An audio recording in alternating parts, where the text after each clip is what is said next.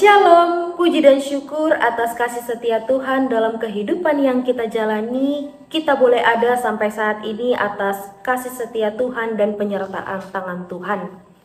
Pada hari ini kita akan bersama-sama akan merenungkan firman Tuhan dari kitab Ayub pasal 14 ayat 1 sampai dengan 14 dengan perikop setelah mati tidak ada harapan lagi.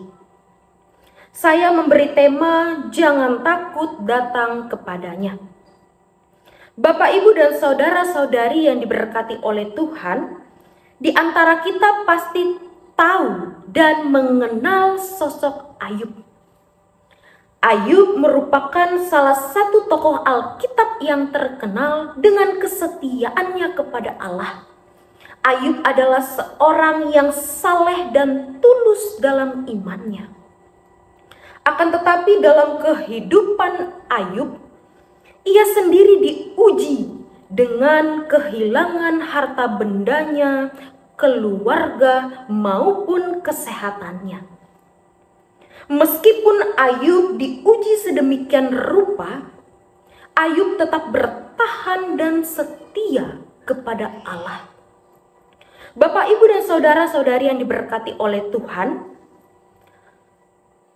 dalam Ayub pasal 14 ayat 1 sampai dengan 14 ini, Ayub mengungkapkan rasa keputusasaannya atas keadaannya yang penuh dengan penderitaan. Bahwa bagi Ayub, kehidupan manusia itu singkat dan penuh dengan keterbatasan.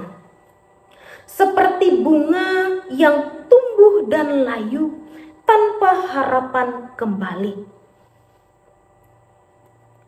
Bapak, Ibu, dan saudara-saudari yang diberkati oleh Tuhan, Ayub dalam teks ini menggambarkan kehidupan manusia yang penuh dengan penderitaan dan kesukaran. Bahwa dengan adanya penderitaan yang hebat, hal itu membuat diri Ayub menyadari betapa singkatnya dan tidak bernilainya hidup manusia. Dan memang Ayub menyadari bahwa manusia tidak dapat hidup untuk selamanya. Dan kematian merupakan bagian dari perjalanan kehidupan yang kita jalani. Namun dengan adanya hal demikian, membuat kita memiliki kerinduan untuk bertemu dengan Allah dan menyadari bahwa manusia itu memiliki keterbatasan. Bapak, Ibu, dan saudara-saudari yang diberkati oleh Tuhan, meskipun Ayub berkeluh kesah atas kondisi yang fana dan bertanya-tanya kepada Allah, mengapa Allah mengizinkan sebuah penderitaan terjadi di dalam kehidupannya? Akan tetapi, Ayub juga menyimpan sebuah harapan yang menunjukkan keyakinan akan kebesaran Tuhan. Begitu juga dengan manusia. Mungkin di antara kita seringkali kita berkeluh kesah ketika kita diperhadapkan dengan permasalahan, pergumulan, kita bertanya-tanya kepada Tuhan. Mengapa Tuhan ini harus terjadi dalam kehidupanku? Kenapa harus aku yang mengalaminya? Akan tetapi ketika kita memiliki keimanan dan kepercayaan kepada Tuhan, maka ketika kita diberikan sebuah tantangan, pergumulan, permasalahan dalam kehidupan kita, mari kita yakin dan percaya bahwa Tuhan tidak mungkin memberikan sebuah pergumulan, tantangan, penderitaan tanpa memberikan jalan keluar. Bapak, Ibu, dan saudara-saudari yang diberkati oleh Tuhan, melalui nas ini penting bagi kita untuk kita renungkan bagaimana melihat sebuah realitas kehidupan kita ini.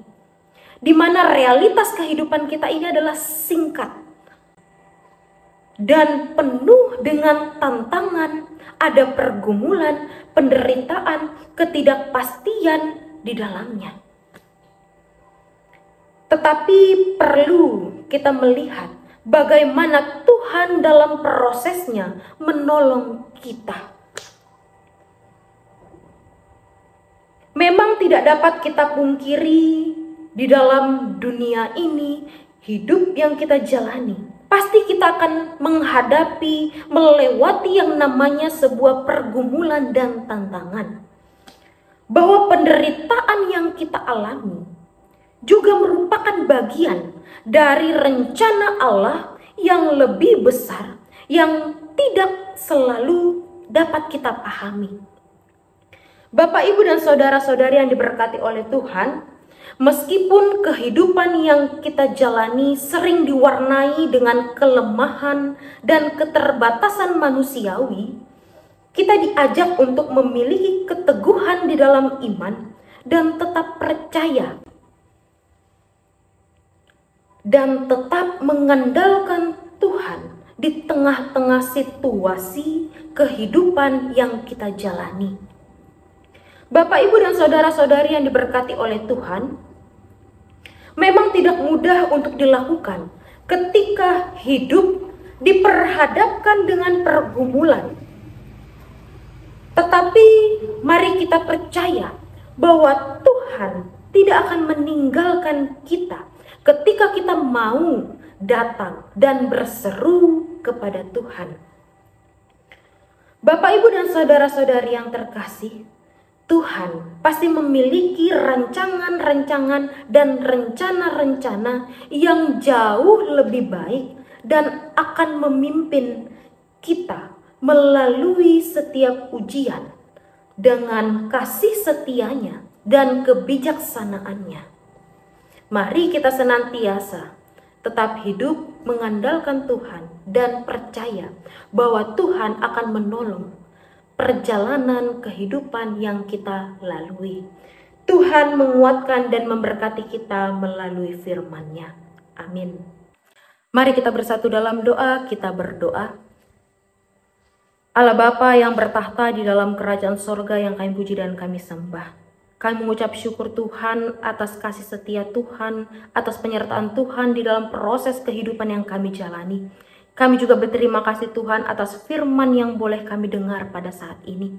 Kiranya firman-Mu tidak berlalu begitu saja, namun menjadi rema di dalam kehidupan kami.